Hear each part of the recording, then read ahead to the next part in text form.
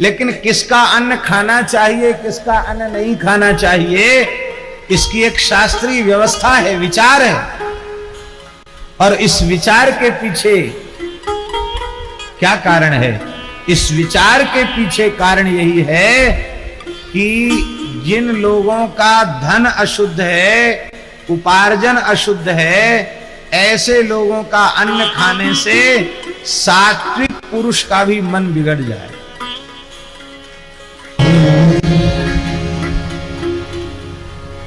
तो रात्रि बहुत हो चुकी थी, 11 साढ़े 11 बज गया था, लेकिन उन गृह स्वामिनी ने संतों को भूखे नहीं सोने दिया। हलवा पूरी साग बनाया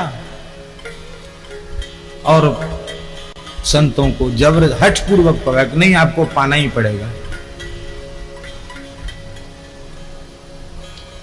वे जितने संत थे वो सब बहुत उच्च कोटि के महात्मा थे, अनुभवी संत थे। लेकिन आश्चर्यजनक घटना घटी। प्रातः काल उठते ही सब संत बहुत दुखी थे, सबको दुष्स्वप्न हुआ, सबको दूषित स्वप्न हुआ।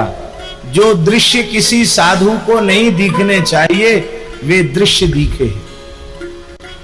तो सब एक दूसरे से विचार करने लगे कि भाई, जिस चित्त में सदा भगवान की लीलाओं की अनुभूति होती है, उस चित्त में ये ऊटपटांग दृश्य कैसे आए? तो तुरंत विचार किया गया कि अन्न में कहीं न कहीं दोष था।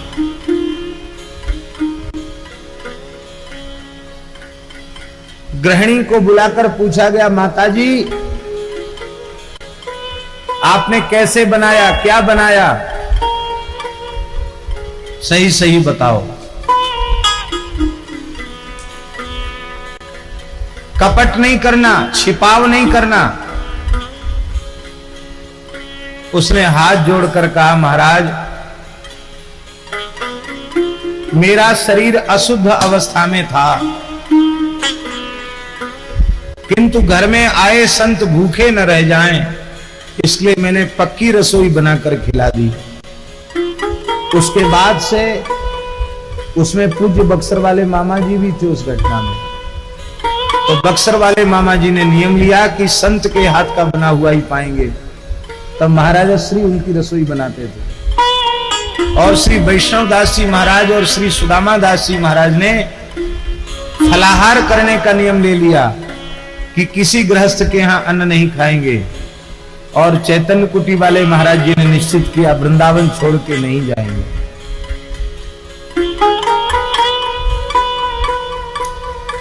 अशुद्ध अवस्था में अन्न छूने का यह परिणाम था।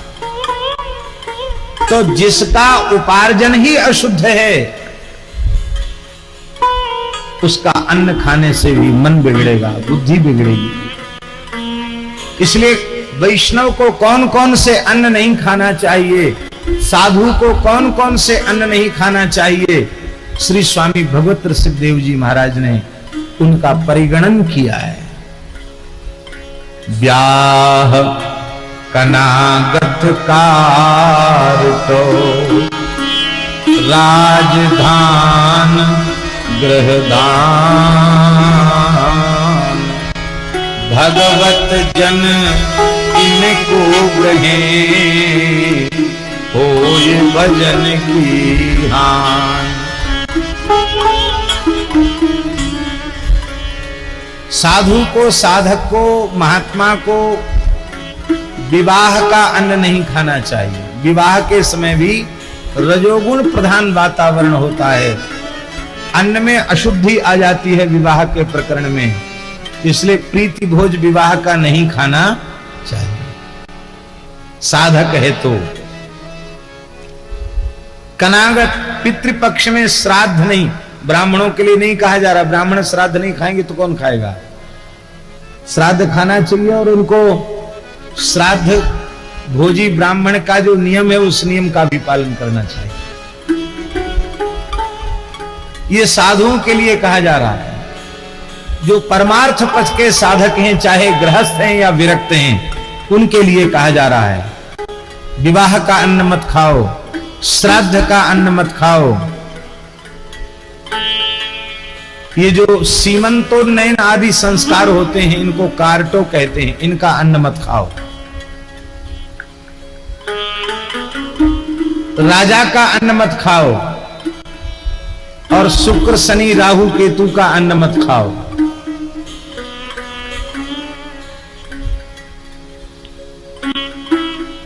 व्यक्ति पे पड़ी विपत्ति, गए ज्योतिष के पंडित जी के पास, उन्होंने करे शनि महाराज का प्रकोप है, आज तो शनिश्चर की अमावस्या है, आज शनि जयंती है, आज शनि ग्रह की अवतरण तिथि आज है और बट सावित्री अमावस्या भी आज है। तो बोले ठीक है, चले जाओ वृंदावन। शनिवार के दिन उड़द की दाल के बड़े और कंबल और ये लोहे के स्टील के कमंडल कटोरा वगैरह बांटे आना, सब तुम्हारा शनिचर साधुओं पे उतर जाएगा। और भगत जी कर आए भंडारा और महात्मा भी खुश हो गए कि चलो अच्छा हुआ, कंबल मिला, कपड़ा मिला, कटोरा मिला, भेंट मिली। ना तो विरक्त संतों को इस प्रकार के सकाम भंडारे लेना चाहिए और ना ही गृहस्थों को इस प्रकार के ग्रहारिष्ट की निवृत्ति संतों के आश्रमों में जाकर करनी चाहिए, क्योंकि आपने अपना ग्रहारिष्ट उतारा और कहीं किसी साधु का भजन बिगड़ गया तो उसका पाप किसके सिर पे जाएगा।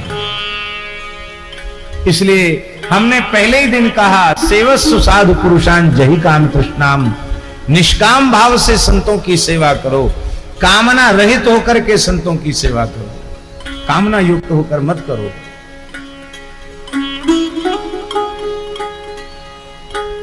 तो अन्न जैसा खाएंगे वैसा मन होगा, वैसे ही बुद्धि होगी, वैसा ही चित्त होगा।